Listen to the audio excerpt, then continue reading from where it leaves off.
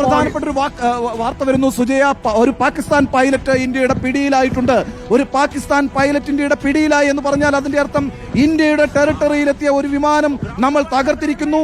ആ വിമാനത്തിന്റെ പൈലറ്റ് നമ്മൾ കസ്റ്റഡിയിൽ എടുത്തിരിക്കുന്നു എന്നുള്ളതാണ്. ഇതാ നോക്കൂ, ആദ്യമായിട്ട് ഈ യുദ്ധത്തിൽ ഒരാൾ പിടിയിലായിരിക്കുന്നു. പാകിസ്ഥാനിൽ നിന്നുള്ള ഒരു പൈലറ്റ് ഇന്ത്യൻ സേനയുടെ പിടിയിലായിരിക്കുന്നു. അതൊരു ചെറിയ തെളിവല്ല, അതൊരു വലിയ തെളിവാണ്.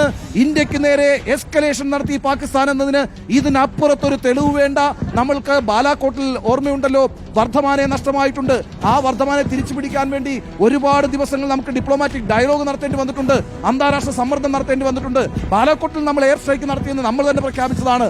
ഇതാ ഇപ്പോൾ എസ്കലേഷൻ നടത്തിയ പാകിസ്ഥാനെതിരായിട്ട് ഏറ്റവും ശക്തമായ തെളിവ് ഇന്ത്യക്ക് ലഭിച്ചിരിക്കുന്നു. ഒരു പാകിസ്ഥാൻ പൈലറ്റ് ഇന്ത്യയുടെ പിടിയിലായിരിക്കുന്നു, ഇന്ത്യൻ സേനയുടെ പിടിയിലായിരിക്കുന്നു എന്നുള്ളതാണ് ഏറ്റവും വലിയ വാർത്ത. ഉണ്ണി ബാലകൃഷ്ണൻ, 3 സംസ്ഥാനങ്ങളിലായിട്ടാണ് പാകിസ്ഥാൻ ആക്രമണം നടത്തിയത്. എല്ലാത്തിനെയും ചെറുക്കാൻ നമുക്ക് കഴിഞ്ഞിട്ടുണ്ട്. നമ്മുടെ പൗരന്മാരുടെ ജീവൻ പൂർണ്ണമായും സുരക്ഷിതമാക്കി നിർത്തിക്കൊണ്ട് നമുക്ക് പ്രതിരോധം തീർക്കാൻ കഴിഞ്ഞു എന്നത് ആശ്വാസകരം തന്നെയല്ലേ? തീർച്ചയായിട്ടും. പക്ഷേ ഏറ്റവും പ്രധാനപ്പെട്ട കാര്യം വെച്ചാൽ 3 യുദ്ധവിമാനങ്ങൾ ഇന്ത്യ തകർത്തു എന്നുള്ളതാണ്. ആ 3 യുദ്ധവിമാനങ്ങൾ തകർക്കുക മാത്രമല്ല, ജീവനോടെ പാകിസ്ഥാന്റെ ഒരു സൈനികനായിട്ടുള്ള പൈലറ്റിനെ ഇന്ത്യ പിടിച്ചെടുത്തിരിക്കുന്നു, ഇന്ത്യൻ കസ്റ്റഡിയിലായിരിക്കുന്നു എന്ന് പറയുന്നത് ചെറിയൊരു കാര്യമല്ല. അത് അന്താരാഷ്ട്ര സമൂഹത്തിന് മുന്നിൽ നമുക്ക് കാണിക്കാവുന്ന, സധൈര്യം കാണിക്കാവുന്ന വലിയ തെളിവാണ് എന്ന കാര്യത്തിൽ ഒരു തർക്കവുമില്ല. പാകിസ്ഥാൻ ഇതിനകത്ത് വലിയ തിരിച്ചടിയാണ് നേരിട്ടിരിക്കുന്നത്. പാകിസ്ഥാന് വലിയ നഷ്ടമാണ് ഉണ്ടായിരിക്കുന്നത്. അവർ ചെയ്ത വലിയ ഒരു അപരാധത്തിന്, വലിയൊരു തെറ്റിന് വലിയൊരു ശിക്ഷ അനുഭവിക്കാൻ പോകുന്നു എന്ന കാര്യത്തിൽ ഒരു സംശയവും വേണ്ട. അതുകൊണ്ടാണ് പാകിസ്ഥാന്റെ ആദ്യത്തെ ആക്രമണങ്ങളെ നമ്മൾ പ്രതിരോധിച്ചു. അവരുടെ ഏറ്റവും പ്രധാനപ്പെട്ട ഡ്രോണുകൾ, മിസൈലുകൾ, ജെറ്റ് വിമാനങ്ങളെല്ലാം തകർത്തു. അതിനുശേഷം അതിശക്തമായി നമ്മൾ തിരിച്ചടിച്ചപ്പോൾ ഒരു വിട്ടുവീഴ്ചയും ചെയ്തില്ല. തിരിച്ചടിച്ചത് പാകിസ്ഥാന്റെ തലസ്ഥാനമായ ഇസ്ലാമാബാദിനെ തന്നെയാണ്. ഷബാസ് ഷെരീഫ് അടക്കം, അസീം മുനീർ അടക്കം, ഖ്വാജ ആസിഫ് അടക്കമുള്ള രാഷ്ട്രീയ നേതൃത്വവും സൈനിക നേതൃത്വവുമുള്ള ഇസ്ലാമാബാദിനെ തന്നെ ലക്ഷ്യം വെച്ചുകൊണ്ടാണ് പാകിസ്ഥാനെതിരെ ഇന്ത്യ സൈനികാക്രമണം നടത്തിയിരിക്കുന്നത്. അത് ധീരമായ ആക്രമണമാണ്, അല്ലാതെ ചാവേർ ആക്രമണമല്ല, അല്ലാതെ ഭീകരന്മാരോട് ഇന്ത്യയുടെ കേന്ദ്രങ്ങൾ ആക്രമിക്കൂ എന്നുള്ള നിർദ്ദേശമല്ല പോയത്. മറിച്ച് ഇന്ത്യ നേരിട്ട് ഇസ്ലാമാബാദ് എന്ന് പറയുന്ന പാകിസ്ഥാന്റെ കേന്ദ്രത്തെ തന്നെയാണ് ആക്രമിച്ചിരിക്കുന്നത്.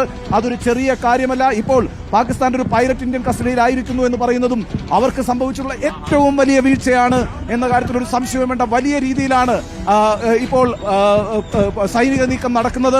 അത് ലാഹോറിനെ ലക്ഷ്യം വെക്കുന്നു, കറാച്ചിയെ ലക്ഷ്യം വെക്കുന്നു, ഇസ്ലാമാബാദിനെ ലക്ഷ്യം വെക്കുന്നു. ഇനി എപ്പോഴാണ് റാവൽപിണ്ടിയെ ഇന്ത്യ ലക്ഷ്യം വെക്കുക എന്ന് നമുക്കറിയില്ല. റാവൽപിണ്ടിയുടെ പ്രത്യേകത, അവിടെയാണ് സൈനിക ആസ്ഥാനം. പാകിസ്ഥാന്റെ സൈനിക മേധാവികൾ നിൽക്കുന്നത് റാവൽപിണ്ടിയിലാണ്. ആ റാവൽപിണ്ടിയും ഇന്ത്യയുടെ ലക്ഷ്യമായിരിക്കും. അടുത്ത ഏതാനും മണിക്കൂറുകൾക്കുള്ളിൽ റാവൽപിണ്ടിയിലും അറ്റാക്ക് ഉണ്ടാകും. ഇന്ന് രാവിലെ റാവൽപിണ്ടിയിലെ ക്രിക്കറ്റ് സ്റ്റേഡിയം തകർത്തിരുന്നു ഒരു ഡ്രോൺ അറ്റാക്കിലൂടെ. അതുപോലെ തന്നെ റാവൽപിണ്ടി ഒരു ലക്ഷ്യമായിട്ട് മാറും. ഈ അർത്ഥത്തിൽ അതിശക്തമായ സൈനിക മുന്നേറ്റമാണ് നടത്തിക്കൊണ്ടിരിക്കുന്നത്.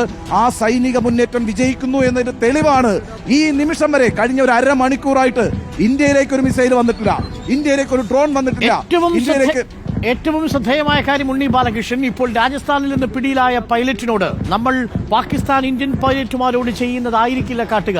അഭിനന്ദൻ വർദ്ധമാനെ പോലെ ആയിരിക്കില്ല നമ്മൾ അഭിനന്ദൻ വർദ്ധമാനെ നമുക്ക് തിരിച്ചു കിട്ടുന്നത് പോലെ ആയിരിക്കില്ല നമ്മൾ ഈ പൈലറ്റിനെ ട്രീറ്റ് ചെയ്യാൻ പോകുന്നത്. അതാണ് ഇനി പാകിസ്ഥാൻ കാണാൻ പോകുന്നത്. പക്ഷേ ആ പൈലറ്റിനെ നമ്മളുടെ രാജ്യത്ത് തന്നെ നമ്മൾ ആ പൈലറ്റിനെ കരുതി വയ്ക്കും. എന്തിനു വേണ്ടി? വിദേശ രാജ്യങ്ങളോട് ഇതാ തെളിവുണ്ട്, ഇന്ത്യയുടെ വ്യോമാതിർത്തി ലംഘിച്ചുവന്ന പാകിസ്ഥാന്റെ വിമാനം F-16 തകർന്ന് അതിൽ നിന്ന് പൈലറ്റ് രക്ഷപ്പെടുത്തി. ആ പൈലറ്റിനെ ജനീവ യുദ്ധ നിയമങ്ങളുടെ, കൺവെൻഷനുകളുടെ പ്രോട്ടോകോൾ പ്രകാരം നമ്മൾ തന്നെ സംരക്ഷിച്ചു തന്നെ പിടിച്ചു നിർത്തും.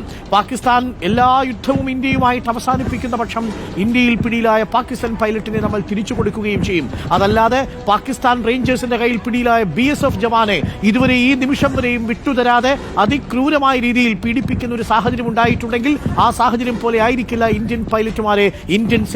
പാകിസ്ഥാൻ പൈലറ്റുമാരെ ഇന്ത്യൻ സേന കൈകാര്യം ചെയ്യാൻ പോകുന്നത്. അതും പാകിസ്ഥാനിന് നമ്മൾ കാട്ടിക്കൊടുക്കും.